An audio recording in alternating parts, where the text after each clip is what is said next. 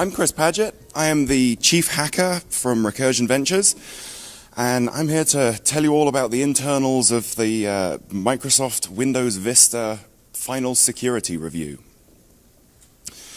So a little bit of full disclosure before I begin, just in the interest of kind of clarification on a few things. Obviously, I was paid by Microsoft for my time on the Vista engagement. I haven't accepted any Microsoft money since then. Microsoft certainly had, no payment for this talk exchanged hands.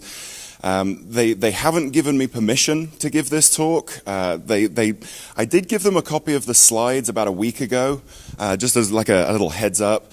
They requested one minor change. It actually wasn't a big deal. It didn't change anything for the essence of the talk, so I was happy to make the change. Also, from full disclosure, I have no documentation to back up any of what I'm going to talk about during this talk. That was actually a condition of the non-disclosure agreement, that all of the documentation had to be destroyed. So everything that I'm talking about here is from memory, and feel free to take it all with a rather large pinch of salt if you think I might be misremembering things. Another thing to clarify is exactly which terms of my non-disclosure agreement have expired. As far as I'm concerned, everything that I want to talk about during this talk, I'm free to talk about. There are still some clauses of the NDA in effect. I'm not actually allowed to talk about specific details of specific vulnerabilities that we identified. The only real disappointment for me on that fact is that I cannot actually tell you how many bugs we found in Windows Vista. Not allowed to tell you that. But I can't actually remember the number anyway, so it's moot. But yeah, as far as I'm concerned, everything that I want to talk about, I'm free to talk about. I'm not holding anything back from here. But at the same time, if you're expecting me to be dropping some zero-day, you're in the wrong talk. So a little quick demo here. Where are we?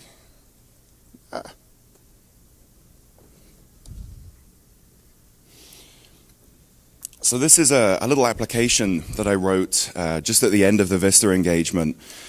Counts down the exact number of seconds, corrected for whatever time zone you're in, until the Vista NDA expires. Apparently it has an integer underflow bug. Hey, so either it's... yeah, that's just not right. So yeah, suffice it to say, my NDA is no longer in effect. So, okay, a little more full disclosure here.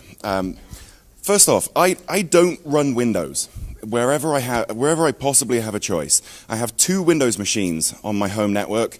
One is a dual boot machine that I use just for gaming. The other is just a little laptop that I use to run some hardware tools that just don't have open source drivers. That's the only two Windows machines that I have, and those are by necessity.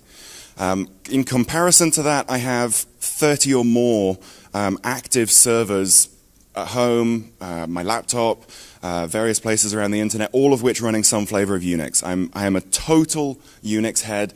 I do not like Windows. I do not use Windows. Not a fan of it at all. I even take it as far as recommending that people switch away from Windows in a lot of different contexts.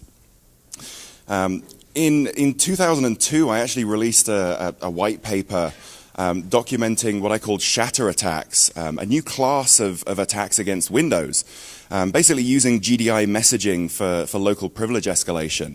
I called it shatter attacks because they break Windows. So, this was obviously a few years prior to being brought in on the Vista engagement as well. So, there's a little bit of history there as well. From my perspective as a hacker, there's just too many things that Windows cannot do. I need my operating system to do, a bunch of things that Windows just can't do. Some great examples: SU and chroot. I once implemented SU on Windows. It was a spectacularly ugly hack that introduced a really unpleasant race condition. It worked, but it wasn't pretty. Suffice it to say, if you're used to things like SU and chroot, don't ever expect that to ever appear on Windows. It's just not capable of it. The security model of it just isn't designed with things like that in mind, so it isn't ever going to work. Other reasons I don't use Windows: I need an OS that scales the way that I want to work, and need it to scale with full functionality.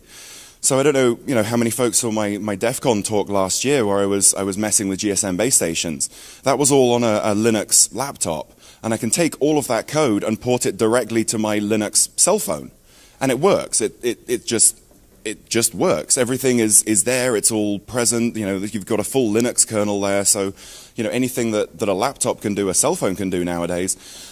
Sure, you can run Windows on a cell phone, but it doesn't have full functionality, and that bothers me. That's a limitation that I can't deal with. The primary reason, to be honest, why I don't use Windows is because the whole clippy mentality annoys me. I don't like being treated like an idiot when I'm using a computer. To be honest, Windows, I don't know, there's a very fine line between extremely usable and treating you like an idiot, and sometimes I think Windows gets it slightly the wrong way. Great example is Clippy. This is what I mean by the Clippy mentality, treating you like you really don't know what you're doing. It bugs me. I'm not a fan of Windows at all. So, having said all of that, I now want you to forget every word that I've just said.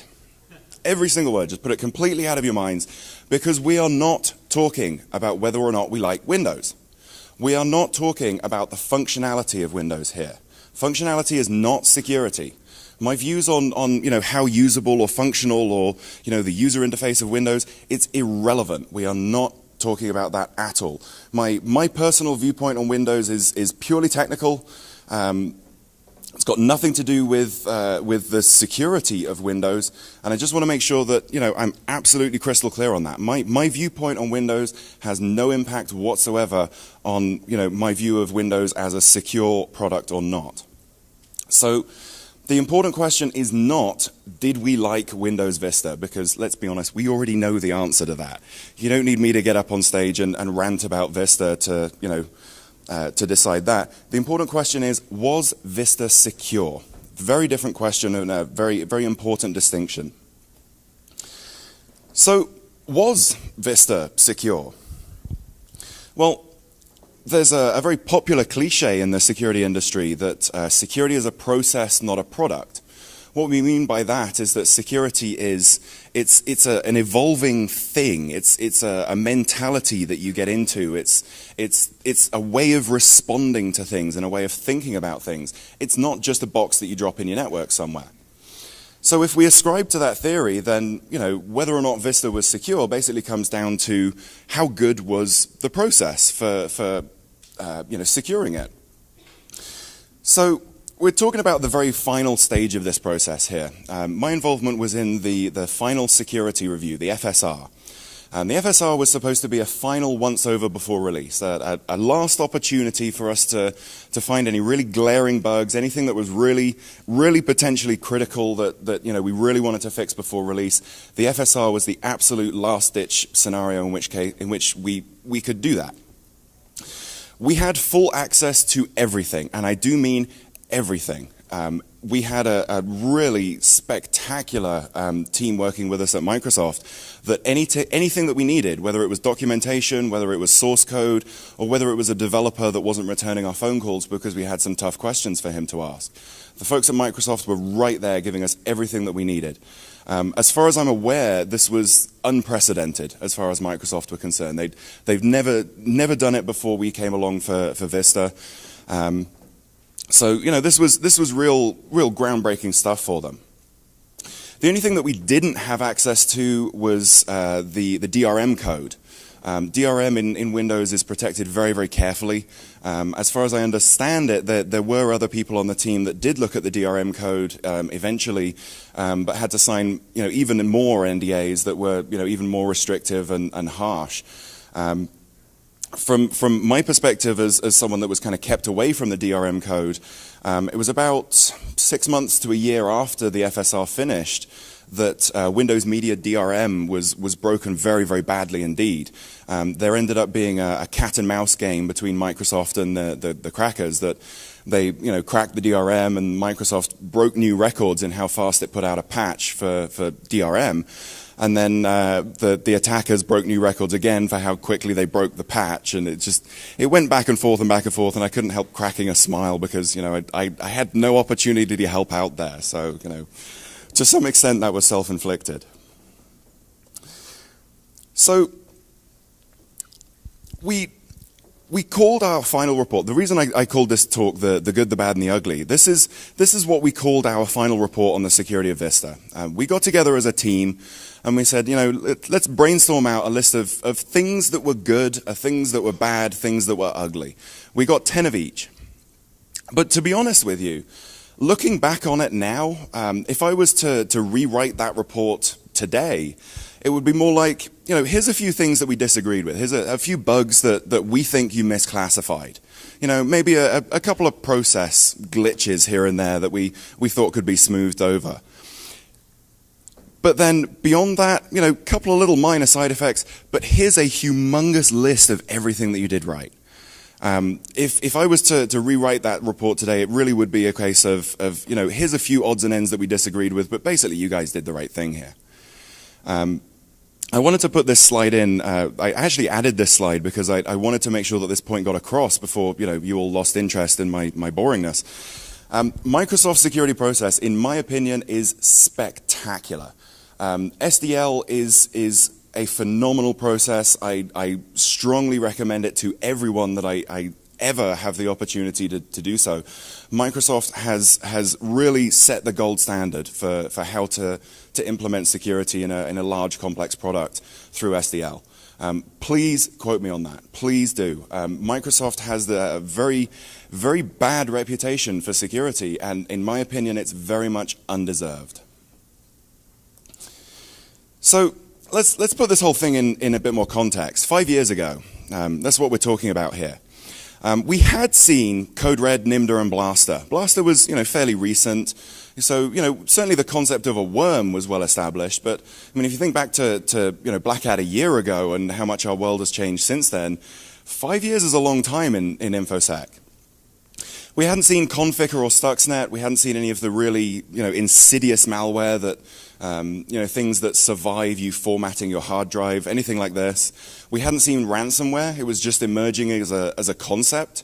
The idea of either demanding a ransom or knocking someone's website offline, or this malware that encrypts files on your hard drive and makes you pay to decrypt them. All of this stuff. The entire concept was new. The new hotness that we were excited about when we turned up at Redmond was local ownage via DMA. I don't know if you remember, but a few years ago, someone published a Linux distribution for iPods. iPods having a FireWire port. The idea was that you could plug your iPod into someone's FireWire port. It would read and write kernel memory directly over the FireWire port, because DMA gives you basically read-write access to physical memory. And the upshot of it is you plug the thing in and you hit enter and you're logged in. So, complete local ownage. This was the stuff that we were dealing with at the time as being new and interesting. LulzSec and Anonymous hadn't come about yet. The entire concept of hacktivism didn't exist. TJX, Google, RSA, all of these APTs, even APT hadn't been coined as a term of art. We were still calling them skilled determined attackers back then. And yes, I was a different gender back then, so lots of things have changed in the last 5 years. So what were we actually brought in to do? What was the meat of the engagement? Well, by the time that we arrived on site, Microsoft had completed a high-level risk assessment. And the way that this worked was they pushed out a questionnaire to every team with very simple questions on it. Very, very high-level, very simple questions. Do you handle credentials? If you can tick no on that box, then you are lower risk than anyone that ticks yes. That's kind of the level of granularity that we were looking at in that risk assessment. Do you process network traffic? If you don't process network traffic and you don't handle credentials, why are we doing a security review of you? Do you know what I mean? That's kind of the goal that we were getting to here. So by the time that we turned up, Microsoft had completed this process and come out with a big, long, prioritized list of everything. And had determined, these are high-risk items, these are medium risk, these are low risk. Obviously, we attack them in order of risk. So for each feature, and a feature here is a fairly atomic group of functionality, So for each feature, we'd start out with the documentation. We'd review the threat models, review the data flow diagrams, review whatever documentation the teams could provide. We'd then go and interview the teams. So we'd sit down with the project manager and we'd go through their architecture with them. It's actually a very, very interesting thing to do because you develop kind of this sixth sense for things. That, you know, when someone starts kind of shifting uncomfortably in their seat, you know, you're getting towards a topic that they really don't want to talk about, so you need to push that a little bit harder because there's bugs there, guaranteed. So we interviewed the project managers, developers, architects, you know, basically anyone that we thought would be useful to gain an understanding of the feature and how it worked. We then go back to the source code. If we, you know, had any concerns about possible implementation bugs, or, you know, maybe the answers from the team are a bit woolly, we'd go back to the source code and, you know, spend however long it needed to do a full source code review. And throughout the process, we're filing bugs as we went. So, you know, Microsoft had this continuous feedback system of, you know, how is the engagement going? How many bugs have we found? What rate are we finding bugs at? What's the best features? What's the worst features? All of this stuff, kind of continual data gathering. Our scope, this is kind of an interesting point actually. For Vista, our scope was everything that had been added to the operating system since XP Service Pack 2. So essentially we were testing everything that was advertised as new for Vista. But if you think about it, what about the, you know, 100 billion lines of legacy code, or, you know, however much code it is? I know that the machine that we were originally given to host a copy of the Windows code base didn't have enough hard drive space. We had to, you know, upgrade it just to deal with the volume of source code. So, you know, why were we confined to just new code? Well, the thing of it was originally scoped as a small engagement. The engagement started out as a team of, I believe, 4 people for 3 months. At the time, Microsoft had you know, recently completed this very interesting internal study that had come out with a price point of $250,000 per security bug. So they'd actually done a lot of data gathering internally about, you know, how much developer time costs and how much QA time costs and how much impact does a security bug actually have on Microsoft's reputation and how much does that cost. It's actually a really complex process to try and figure out how much a security vulnerability costs you to patch it and to QA it and to deploy it and you know, all the rest of it. But if you go through the process and you come out with a number like this, it's a spectacularly useful tool. Because you can do things like saying, well, you know, let's say for the sake of argument that us as consultants were charging $1 million. If we had found 5 bugs for that $1 million, Microsoft had won overall. So it was great having this $250,000 figure because there was no arguing about it. That had already been, you know, validated and accepted, and all of the logic for it had been agreed upon. So it was a done deal. And any time that you know, we found a bug, it was like, hey, this is $250,000 value, if need be. But in actual fact, the idea of this value of a bug had propagated so widely that we really didn't have to worry about it. You know, when people hear the term, you know, a security bug costs us $250,000, they pay attention.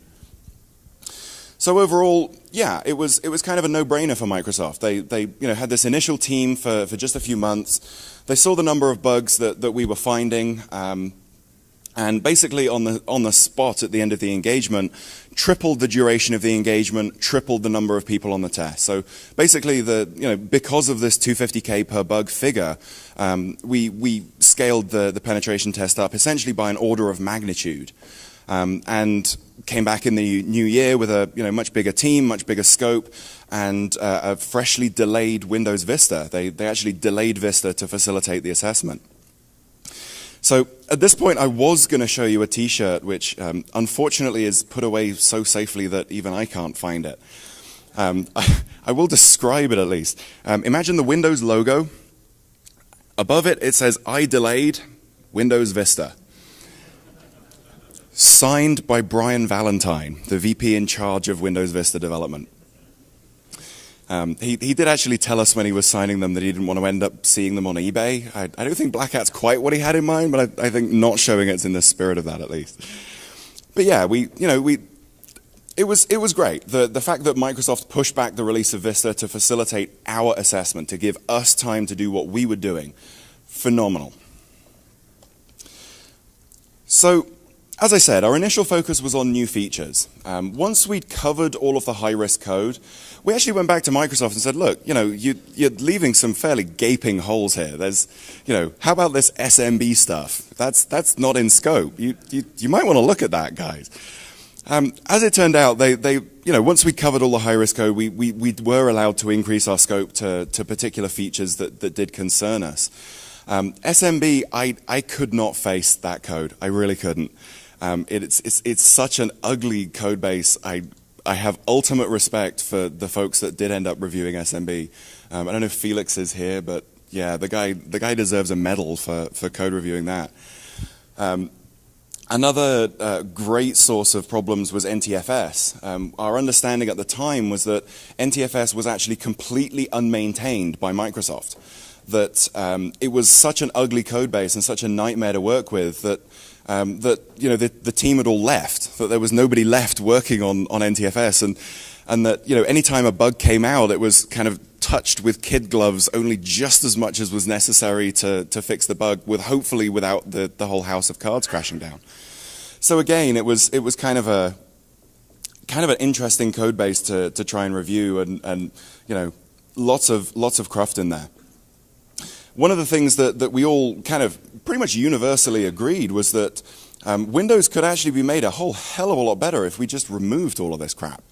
I would dearly love to see a Windows Lite without all of this old crafty code, with just the new shiny .NET, Stack Overflow prevented code. I think it would be a great product. In general, our scope was to follow the rat holes. Now, what I mean by this is, quite often actually, we'd start interviewing a team and we'd get a sense that something wasn't quite right. And 99 times out of 100, that sense was correct. So we were strongly encouraged to follow that. If we had an idea that there was a lurking bug that was kind of buried under half a dozen layers of abstraction, we were positively encouraged to go follow those rat holes, to find out where those tunnels led and what the eventual outcome was. Was there a security bug or not?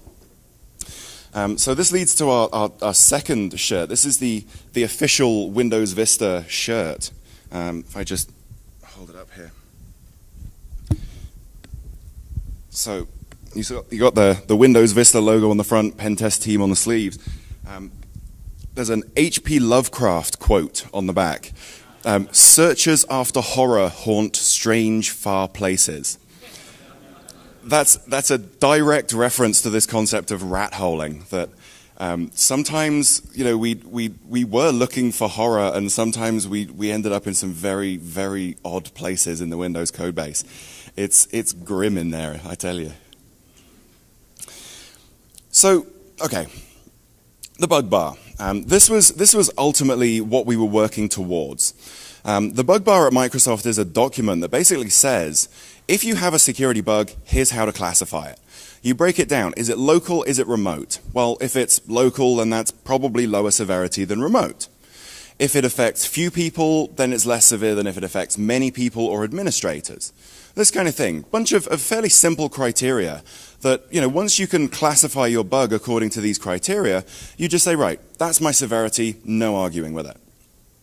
It was actually a really, really handy tool, because quite often we'd find bugs that, we'd have a little argument about, where it belonged in terms of the bug bar, but by and large, it was great to just be able to say, hey, we've got a remote code execution bug. That's critical. You got to fix it. End of story. No discussion whatsoever. There was actually a line drawn on the bug bar that said, anything more severe than this line, anything that's above this, we're not going to ship on Vista. So if you have vulnerabilities that are above this severity, you will be removed from the DVD if you don't fix that by release date.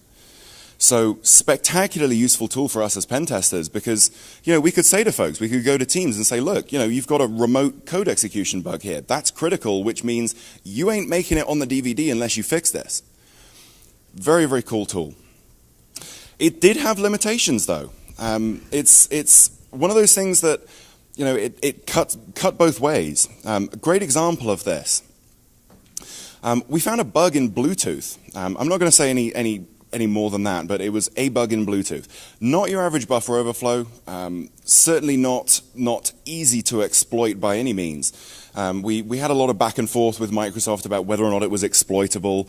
We created a rather slick demonstration for it and eventually won the argument on whether it was exploitable or not. So it then came down to whether or not it was remote. And the thing of it was that I mentioned the line on the bug bar. With this particular bug, it came down to if we classified it as a local bug, it was below the line and it wasn't going to get fixed for the Vista DVD. If we classified it as a remote bug, then it was above the line and it would have gotten fixed for the Vista DVD. The eventual conclusion was that it was remote by about 20 feet, which wasn't remote enough because that's close enough to physical access, so yeah, it wasn't fixed. We can argue a lot back and forth about whether that was the right decision. To be honest, I would probably change my mind if I was in exactly the same situation again today. But the point of it was, it's a great case study for how bug bars can fall down sometimes. In order to be comprehensively useful as a tool, it has to cover every possible scenario. So you will come across scenarios that don't fit cleanly into your bug bar, and the way that we like to recommend to folks that they solve this is that you have an option on the bug bar that just says other.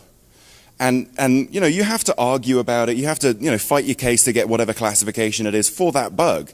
But the point of it is, once you've classified a bug as other, it forces an automatic reassertion of the bug bar, that you have to reevaluate it and reconsider whether you are actually considering every possible eventuality. So yeah, the bug bar was a good tool. It had its occasional problems, nothing that couldn't be fixed, and in general, yeah, it was great. I certainly appreciated having it. So what were the outputs of the review? Well, first and foremost, lots and lots and lots of very nasty bugs. We prevented a lot of bugs from shipping in Vista. I'm proud of the number of bugs that we found and got fixed. We certainly helped with remediation. We helped with verification of the fixes. We did not help with remediation. So, as far as I know, none of our code is anywhere in Windows. We weren't kind of contributing to that level. But certainly once the team had a fix, they would come back to us and we'd verify the fix. Code or binary if necessary, whatever it was. On that basis, we were, highly optimized. We were, focused purely on attack. With the odd little bit of defense here, but because we were focusing so heavily on attack, we covered a lot of ground very, very quickly. And if you actually do the math on how many bugs we found and $250,000 per bug and how many consultants there were and how long we were there for and how much we cost, Microsoft really got good value out of it. At one point, we were actually referred to by someone nameless at Microsoft as a rape gang. We were beating Windows up to such a degree. It was kind of crazy.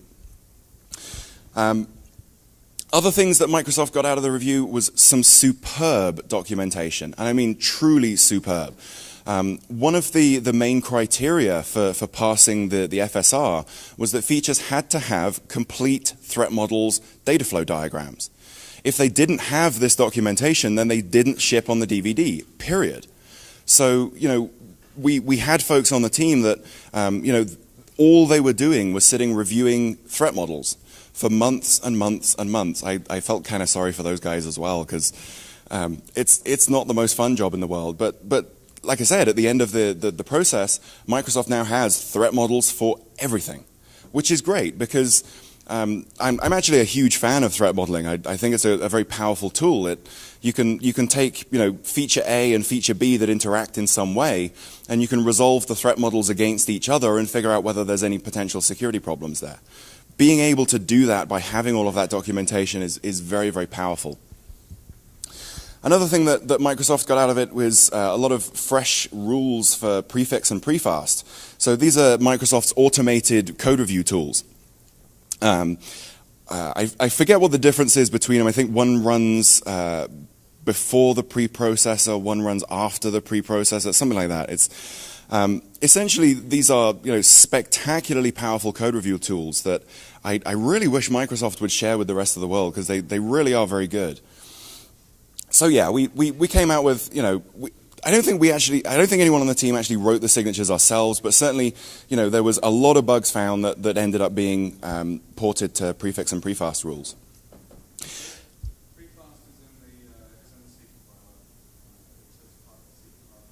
Okay. Okay. So apparently prefast is in the C compiler. Okay. Okay. So yeah, lots of new code review, automated code review tools, a lot of improvements to the process. This was the first time that Microsoft had ever done an FSR involving external consultants. So to some degree, the process was still new, it was still evolving, and we contributed a fair amount to the design of that process. And then in general, lots of knowledge about where there's holes in Windows. Lots of good places that you could just take a bucket and spade and, start finding O-Day. Just lots of general purpose knowledge about which bits of Windows are good and which bits of Windows are not so good. So, lots of good stuff in addition to just the bugs. Some interesting tools that we came across. Microsoft has a thing called the Fuzzer Common Library. They don't actually abbreviate it to FCL, they abbreviate it to FUCL. I kid you not, the FUCL. So, FUCL is, I can't call it that anymore. FCL it's a general purpose fuzzing engine. So the idea of it is, if you've got a file format or a network protocol, you generate this XML document that describes the protocol of the file format, and you give that to this fuzzing engine.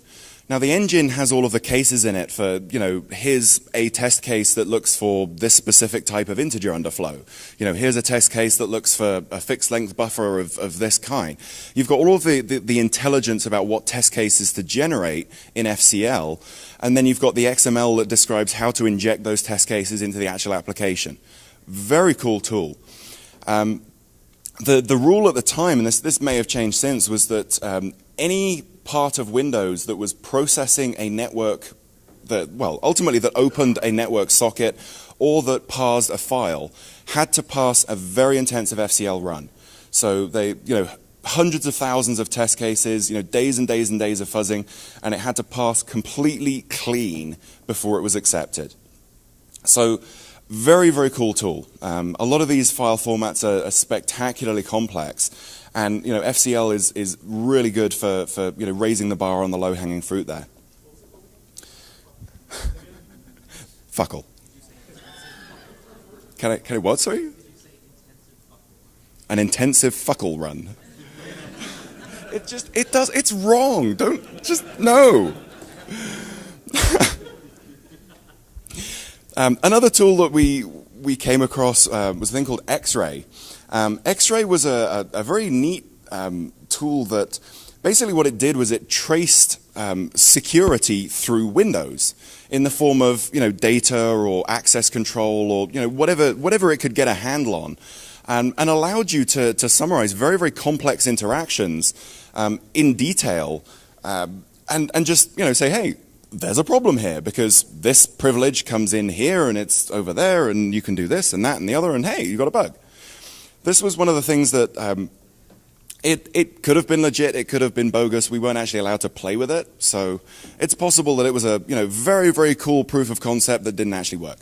So who knows? It certainly seemed like a very cool tool to me. Oh, X-Ray is actually public now.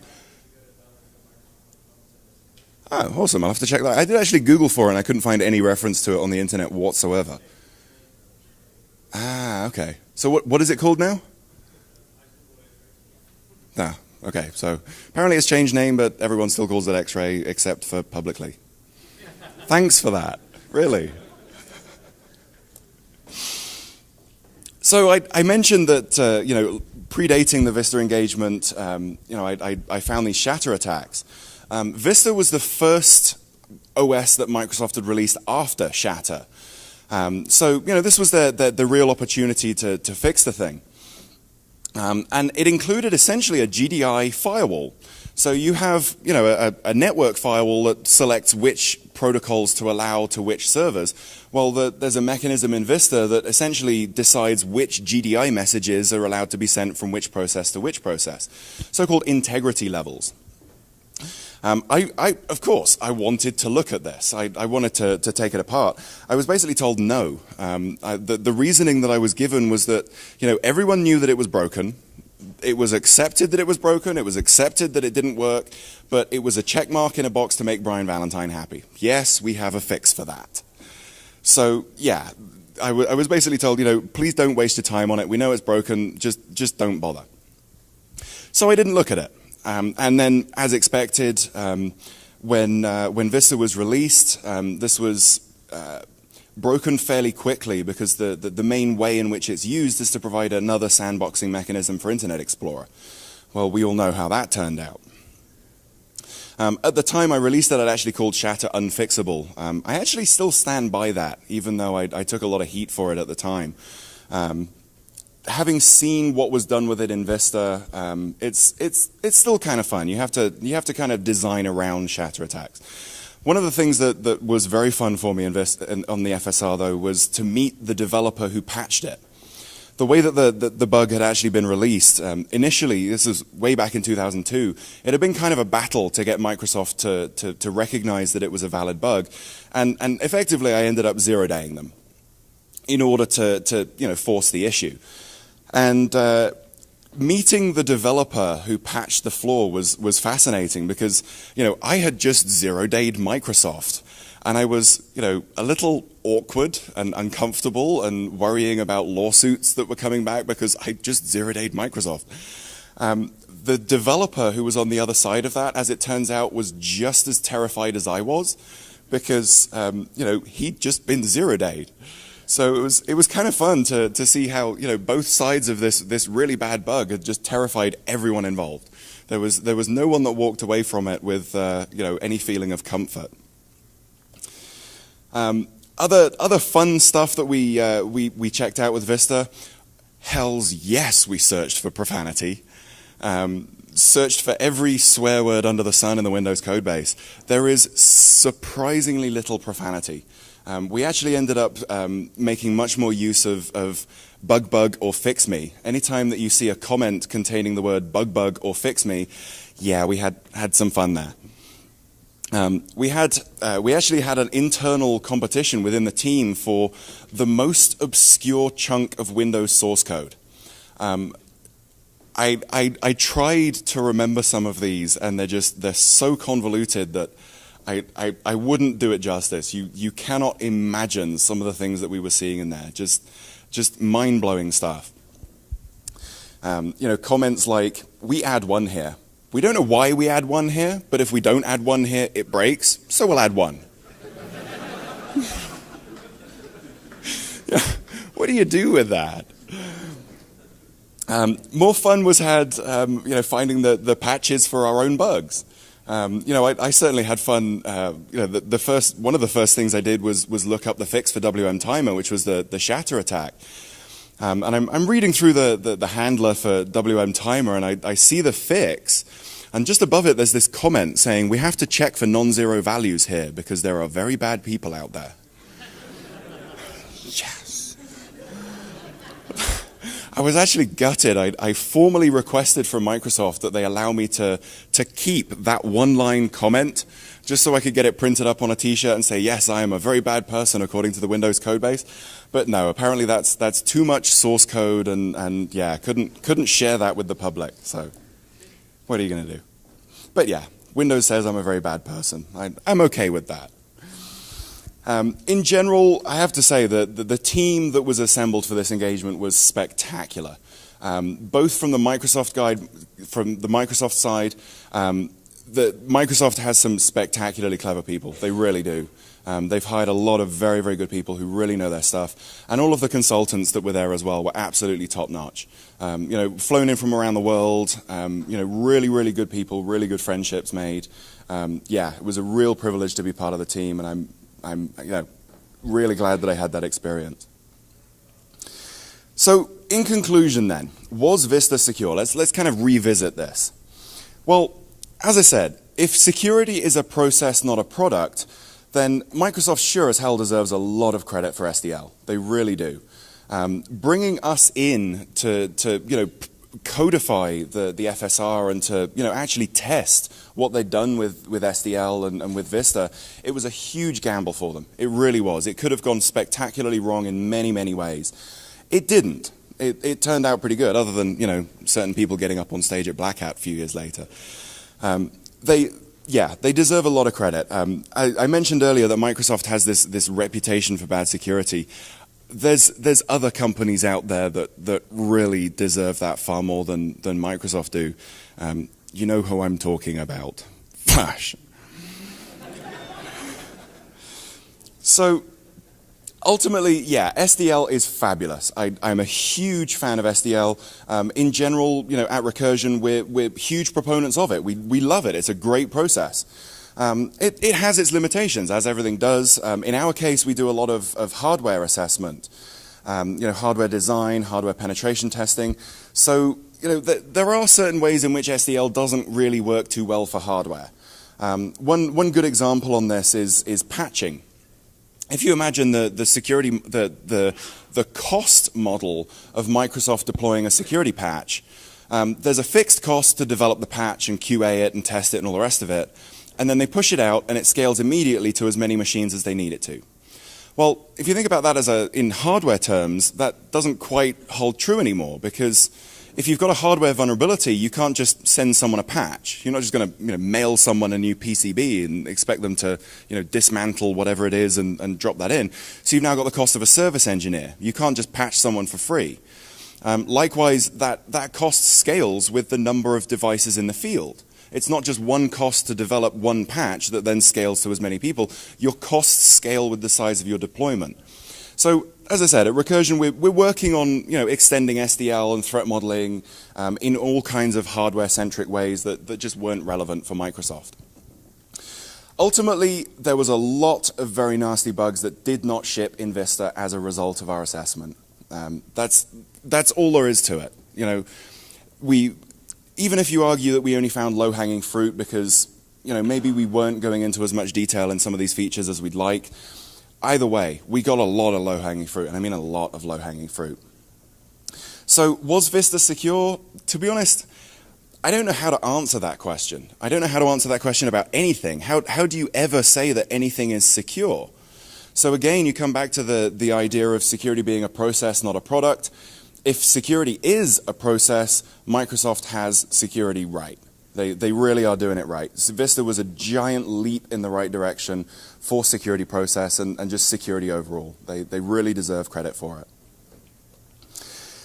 So when I sent the slides to Microsoft, I invited them to bring someone up to respond for a few minutes. I don't know if anyone does actually want to follow up on that. If not, we'll just have a few more minutes for Q&A. Anyone from Microsoft want to take the stage? I don't know, whatever you want to say. It's your talk, not ours. Okay, fair enough. Alrighty, well, I reserve the right to redirect questions at you all. So, questions? Yes, at the back. Did Windows 7 receive the same scrutiny that Vista did, or did they perhaps scale back a little bit using most of the Vista code base? So the question was, did Windows 7 receive the same scrutiny? My understanding, I wasn't actually involved in the Windows 7 review. My understanding is that for Windows 7, it was actually significantly extended in scope. So in addition to all of the new code for Windows 7, they actually included all of the legacy code in all of the risk analysis and penetration testing and everything. So as I said, my understanding is that for the limitation that we faced in terms of new code only, that only applied to Vista and did not apply to Windows 7. So yeah, 7 should have received the full coverage as far as I'm aware. Yes? Check the 64-bit version of Windows Vista. Was it significantly more or less buggy than the 32-bit? In general, a lot of the bugs that we were finding were kind of architectural issues. So 32, 64-bit didn't really make a difference. I think it's probably fair to say that given that we found issues that were derived from incorrect handling of 64-bit data, those bugs will never affect 32-bit code, and there is no vice versa for that. So you probably could argue that the 64-bit code is less secure just because it has a new class of bugs that doesn't affect 32-bit code. But in reality, there's no tangible difference between them. To us, it was all the same code base. Really no significant difference between 32 and 64-bit. Yes. Numbers to support some of the argument, like the number of security bugs found before, the number of security fixes that had to go in after it shipped. So the question is, do we have any metrics to back up our assertion that this was a good process to go through? The thing of it is, that's kind of a tough question to answer, because it's not necessarily about the number of bugs that's found, as much as how hard was it to find those bugs? What level of skill was required to exploit them? And ultimately, was it as severe as it could have been? So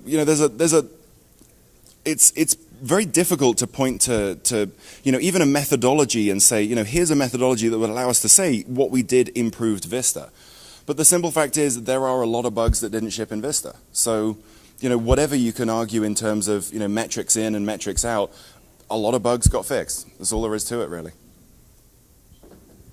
Yes? Any idea if they'll be extending this to, say, Office or Exchange? I don't know, to be honest. The question was, is there any plan to extend this to Office or Exchange? From my perspective, the review that I was involved with was run by the Secure Windows Initiative. So effectively the Windows side of the house, and things like Office and Exchange just weren't in scope for us. Given the progress on the review and the kind of outputs that they saw from it, I wouldn't be surprised if they have started deploying to other products. Perhaps someone from Microsoft can comment.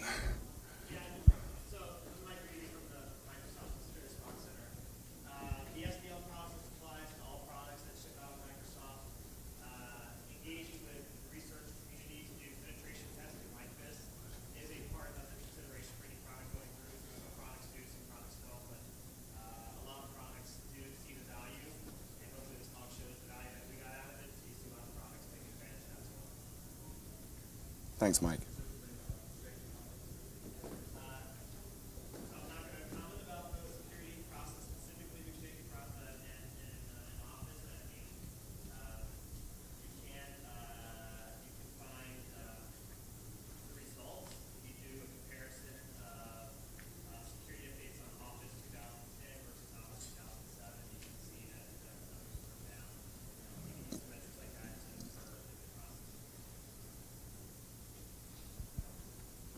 Thanks, Mike.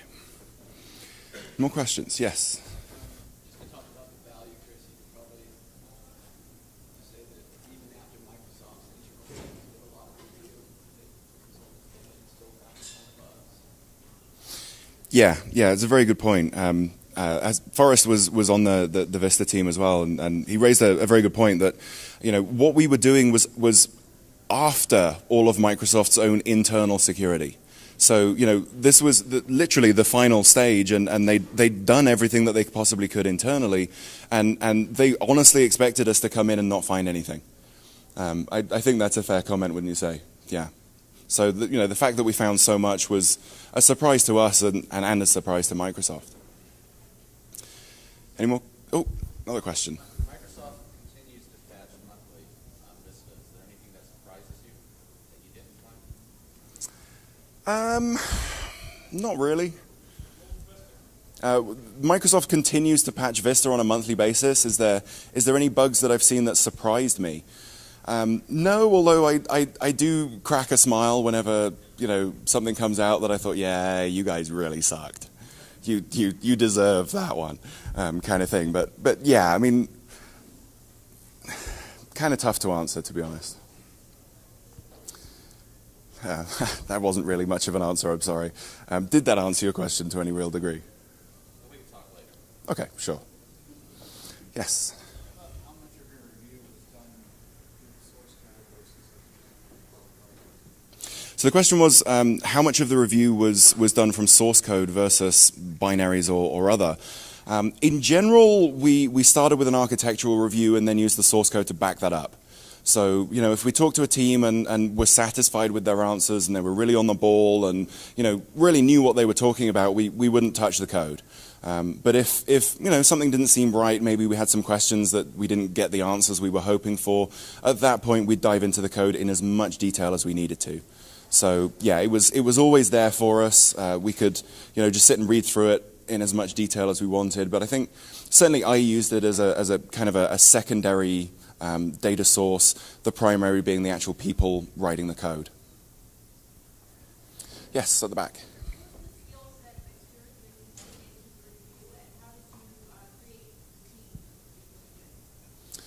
So the question was, what was the skill set mixture and how did we pick the team? We didn't actually pick the team. Microsoft selected 3 or 4 leading penetration testing companies and brought us in. I'm not sure if there were individual resumes reviewed on Microsoft's side. I suspect there was. Can anyone confirm or deny that point? Did you guys review our resumes before we came in? There we go. So yes. In terms of skills, primarily code review, architectural review, just general purpose hacking, really.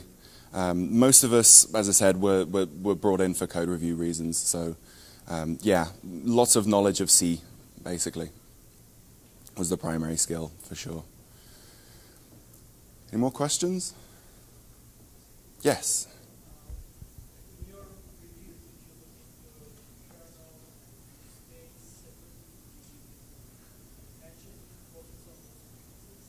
So the question was, did we look at both the kernel and user space? Yes, we covered everything.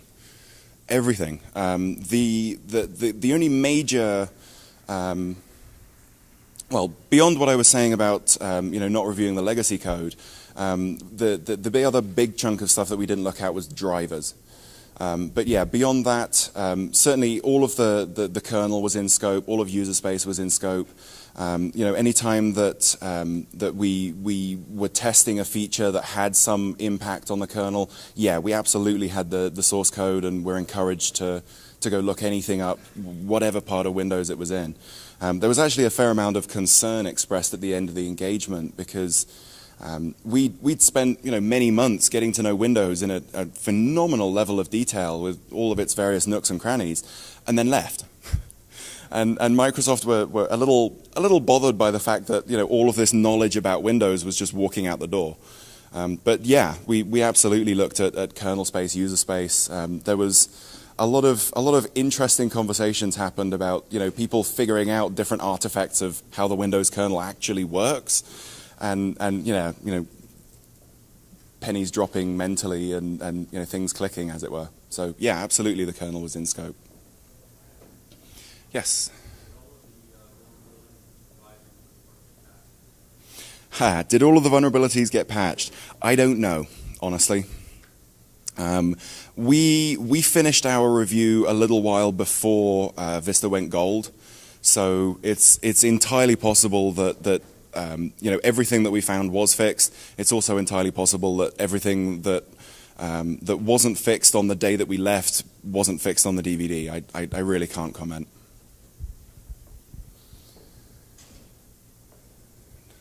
Yes, question at the back.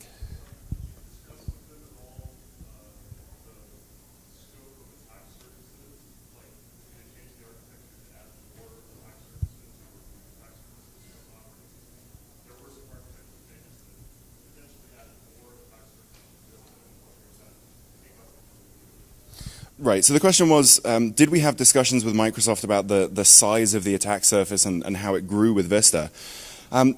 In some specific instances, yes, but in general, in the general case, we were brought in for the very final stage of the process. So by the time that we were brought in, the idea of the expanded attack surface had already been discussed ad nauseam and, had been accepted and whatever. So in some cases, yeah, we did find, specific issues that our recommendations were that, just close off this little chunk of attack surface. So yeah, I mean, that was definitely in scope for us, but I don't think it was a primary driver of the review because, like I said, we were brought in at the very end when all of those discussions had already been had. No more questions? Huh? Perfect. I'm a few minutes early then. All right. Thank you.